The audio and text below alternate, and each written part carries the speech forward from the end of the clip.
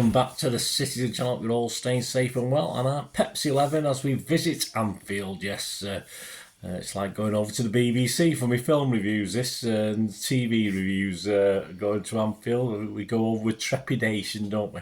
Only because of history. History has to change, doesn't it? But yes, we'll talk about that anyway. We're playing Liverpool, of course, on the 10th of March 2024, 3:45 p.m. kickoff, unusual time. Match day 28. There'll be 10 left after this, guys. So big game. It's on Sky Sports main event, Sky Sports Premier League, and Sky Ultra HD. Please check out my little vlog on City versus or at Liverpool, the Premier League years. Yes, the FA Cup years and the Premier League years. I've been there in the FA Cup. I remember Franny Lee scored. It was got disallowed, but it's another story. Yes, so please check that out, guys. If you can, there'll be links on screen and in the comments below. And of course, as I've hinted at, we need to improve an awful record at Anfield, haven't we? Certainly in the league as well. Played 87, only won 14 of those, drawn 20, lost 53, scored 108 goals and let 179 in. So we've got a lot of catching up to do, but it has to start somewhere, doesn't it?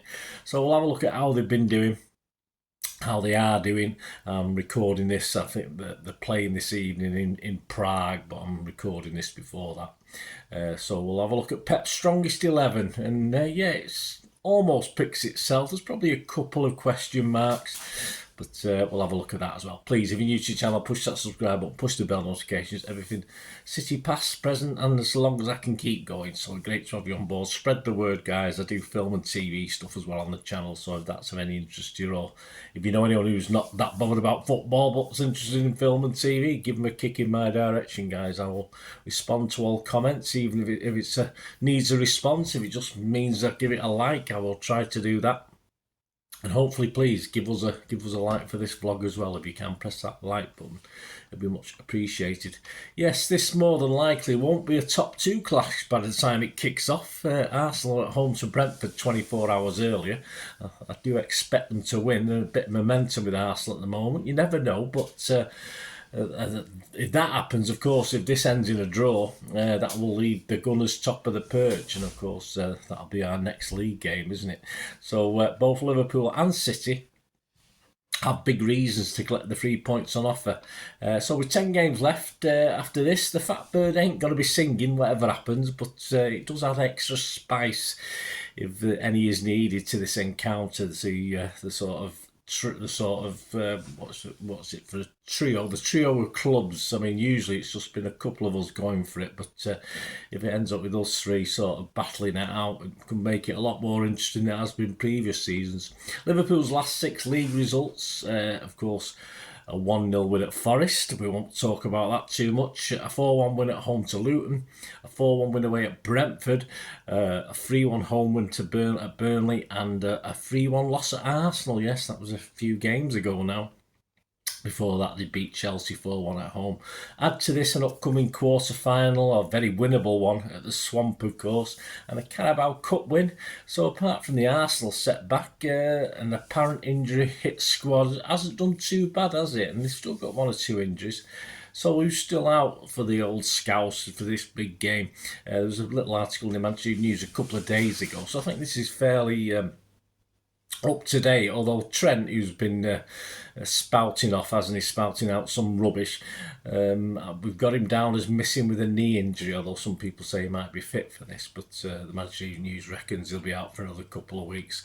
Of course, you've got Alisson with a hamstring problem, Jota with a knee injury, Jones with a dodgy ankle, Alcantara, we're not sure what's up with him. That was what it said in the paper, so we'll have to go with that. And of course, Matip is an ACL injury, isn't it? But of course, one of our nemesis over the recent years has been Salah. He's back in training. He's hoping to get a few minutes on the pitch tonight when they play Sparta Prague over in Prague. So we'll see what happens with that one. You'll know by the time you're watching this. One slight advantage for us, perhaps, is that, of course, they're playing Prague. We've had an extra day's rest. We'll take every advantage we can get for this game, won't we? But it's only a very slight positive. And, of course, City's injury problems just include Grealish and possibly Nunes now, but of course it's just a finger, isn't it? I'm sure he can play with a strapped hand like most of the City players are playing.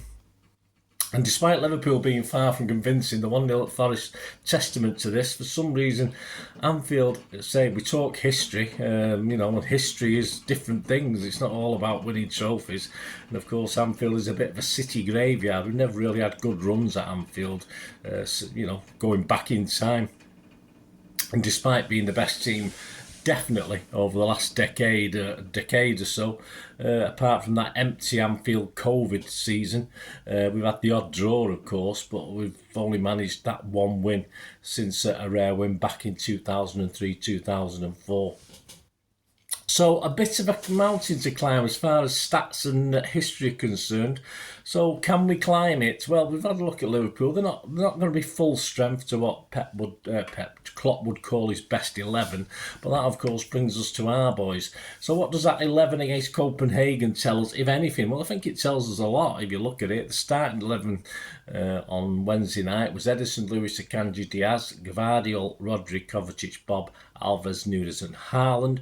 And of course, on the subs bench, these guys will be playing. These guys were rested for Anfield. Walker, Stones, Ake, KDB, Bernardo and Foden. So there you go. There's 6 names that will start this game. If they don't start this game, there's something wrong. Perhaps someone's picked up an injury. I'm not too sure. But Ake, of course, who do we have on the pitch? We had Gvardiol on the pitch. And of course, we all know that Pep has preferred to put Gvardiol in instead of Ake. But I want Ake in this. So that's 6. I wanted it.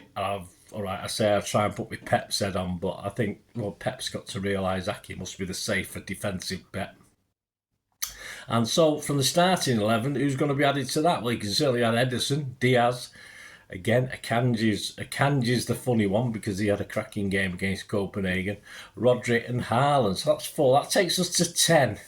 As I say, Akanji was very good against Copenhagen, so he's probably give Pep a little bit of a headache about playing him. And of course, Gvardiol is one of Pep's boys, isn't he? One of Pep's pets, I call him. But of course, he had an okay game. He had an okay game, but of course, I hope it will be Ake will be preferred. Doubtful, of course, Nunes with it. He wouldn't have probably started this anyway without his fingers strapped up, which is probably going to happen now. And that more or less, of course, Grealish is not fit for this. I don't think. I've not heard anything to say he is. So that leaves really one place, and it leaves Kovacic and Alves fighting it out. And I don't think Pep will risk Doku as a slight muscle strain apparently for the Copenhagen game. I don't think Pep would want his ball retention skills tested at Anfield, and I just can't see him starting Bob at Anfield. It'd be very, very harsh to start Bob at Anfield, I think. So taking all that into consideration, this is my 11. Let me know what you think. I've done a little thing with Ray at City Fan TV as well, and yes, I've done this a little bit after that, but I'm still coming with this starting 11. I'm gonna go. There's a couple of queries, of course. Ederson, Walker, Stones, Diaz, and Ake. As I said, he could easily slot Gvardiol in there. Rodri, Kovacic, KDB, Bernardo, Foden and Haaland. Yes, he could certainly sneak also sneak Alves in there, perhaps instead of Kovacic, but I think we might need Kovacic's sort of battling tendencies, if you like, or to assist Rodri covering that defence. So there you go, guys. That's my 11. Let me know what you think. Let me know what you think the 11 will be. I've got to get 9 of that. If I don't get at least 9 and 10, I'll be very disappointed because we're not down to the bare bones, but you're down now to the tried and trusted, I think, at this stage of the season. Predictions, yes, Andy Morrison. He said we're a bit different today. Usually Andy's a bit, cagey, and I'm usually the one who's a bit more positive. But anyway, we'll get to that. But Andy's saying about Liverpool, he's saying it's a huge game in what is a huge month for us. Liverpool have established themselves at the top and on their own patch and at their best. They're a match for anyone, yeah. But this group of City players know how to get the job done, and I'm feeling that on this occasion we'll go to Anfield and win.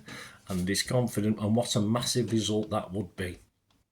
So his prediction: Liverpool 0. I mean, there's an achievement if we keep a clean sheet. City 2. We get 14-1 average price on that one. Me, well, I just worry about. I'm a history buff, as you know. I just worry about history. And I don't think there's any game so far this season where I've not predicted a City win. But I'm going to do it in this game. I'm certainly not going to predict a City loss, but Arsenal fans will be cock-a-hoop with this, I think, because I'm going to predict Liverpool 2, Manchester City 2. So I'm going to predict a 2-2 draw and cross my fingers and hope to pray to God that we can come away with 3 points, because it's not going to get any easier after that. It's all out of our hands then, isn't it, guys? If we draw Liverpool, they win all the games, they win the league. It's as simple as that. There's nothing we can do about it. But let's say there's 10 games to go after this, so and a little trip of Arsenal up to our place, so we'll see. Anyway, what are the rest of the odds looking like as at the 7th of March 2024? Strange enough, even though Arsenal have been flying, they've actually eased out a little bit, which has meant City have gone back into odds-on favouritism. We were sort of evens 11-10. We're now generally 10-11 on to win the Premier League title.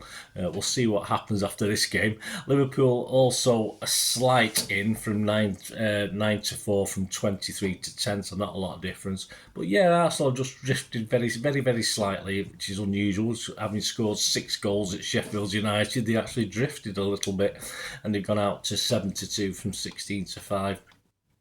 The match odds themselves, City, odds against, guys, there you go. This doesn't happen often, so City getting odds against 5-4. So if you've faith in our boys, I only apologise that I don't at this point in time. I'm keeping those fingers crossed. I won't be betting on this, don't worry.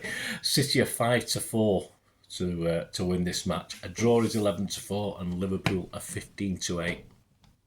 Other popular scorelines: 1-1 is 7-1, a 2-1 City win is 9-1, and a 2-1 Liverpool win is 10-1. So I'm sure there's a few gentlemen down the East Lancs will be getting on that one. So there you go, guys. Let me know your thoughts. Let me know your starting 11. Let me know if you're having a flutter on anything, what you fancy, what your scoreline. And I'm sorry I can't. Well, I'm not being negative. I just worry. I just worry about the psychological stuck with City. I don't know what it is, no matter what manager or what team. I mean, this has happened for over a long time, and of course the Anfield crowd does have a say in it. But I mean, City have been to far more hostile places and come away with wins, etc. But it's just one of those things. It's just as it is. We used to be Old Trafford, up to the 80s, from the 80s onwards was a nightmare, and now we sort of cracked that. Hopefully we cracked Tottenham. We've got a victory there at last, so we got that off our back. We'll have to see with Anfield, won't we? But as I say, history has a lot to do with it. But let's hope we can do it anyway. There won't be any person more chuffed than I'll be if we can get a win there. Thanks for watching, guys. Let me know your thoughts. It'd be great to hear from you. Till we meet again. That's one thing, don't I? Please stay safe, Blues. Come on, City. Bye for now.